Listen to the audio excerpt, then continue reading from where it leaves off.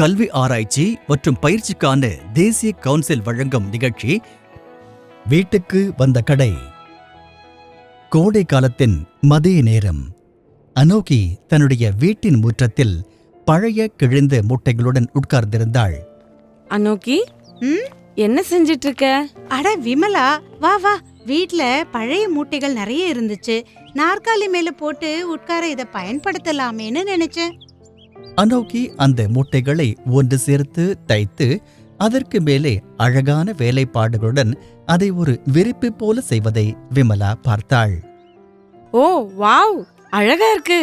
அனோகி, நீ நிஜமாவே வித்தியாசமானவ. நீ இவ்வளவு அழகான எம்ப்ராய்டரி பண்ணி பழைய துணிகளை புதுசு மாதிரி ஆக்கிட்ட. இது என்ன பெரிய விஷயமா? இத பல வருஷமா செஞ்சிட்டு இருக்கேன். அட, உனக்கு தெரியாது இந்த வித்தியாசமான கலைக்கு உலகத்துல எவ்வளவு டிமாண்ட் இருக்குன்னு. அப்படியா?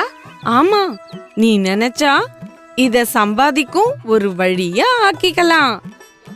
என்ன சொல்ற? இந்த துணியில செஞ்சிருக்கும் எம்ப்ராய்டரியால பணம் சம்பாதிக்க முடியுமா? ஆமா, ஏன் முடியாது? சரி, நீ ஒண்ணு பண்ணு. நீ இது வரைக்கும் எத்தனை துணியில இந்த வேலைப்பாடுகளை செஞ்சிருக்கியோ அது எல்லாத்தையும் எடுத்துட்டு வா. இதோ கொண்டு வரேன்.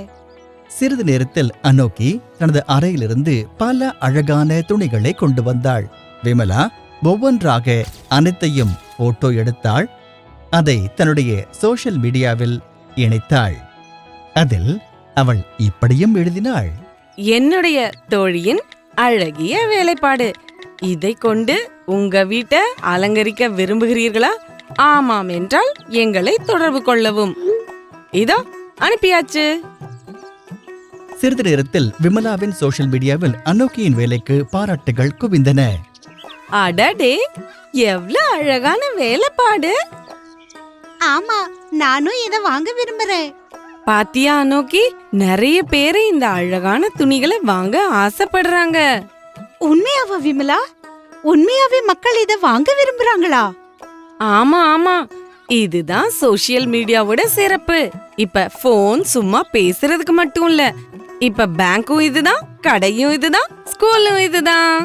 சரி சரி, அப்படின்னா இதையெல்லாம் எப்படி செய்தன்னு எனக்கும் சொல்லி கொடு. சரி சரி, கட்டாயம் சொல்லித்தரேன். கொஞ்சம் உன்னோட மொபைல கொண்டு வா. இதோ கொண்டு வரேன்.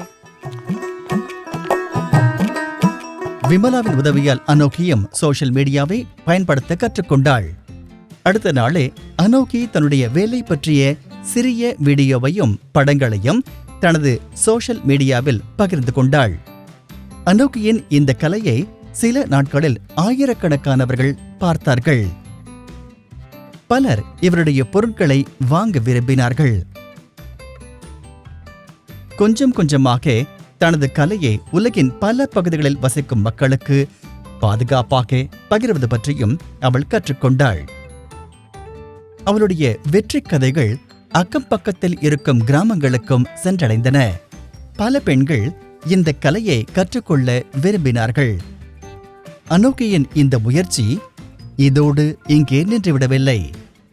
அனோகியுடன் அவருடைய பயணத்தில் இன்னும் பல பெண்களும் இணைய விரும்பினார்கள்.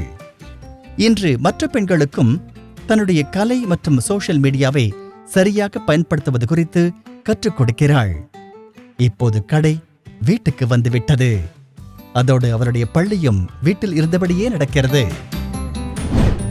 நீங்கள் இதுவரை கேட்டது கல்வி ஆராய்ச்சி மற்றும் பயிற்சிக்கான தேசிய கவுன்சில் வழங்கிய நிகழ்ச்சி வீட்டுக்கு வந்த கடை. மொழியாக்கம் மற்றும் ஒலிப்பதிவில் உதவி கிளாப்பர் என்டர்டைன்மெண்ட். நிகழ்ச்சி ஒருங்கிணைப்பாளர் பேராசிரியர் உஷா சர்மா. Academic support Yachana Gupta.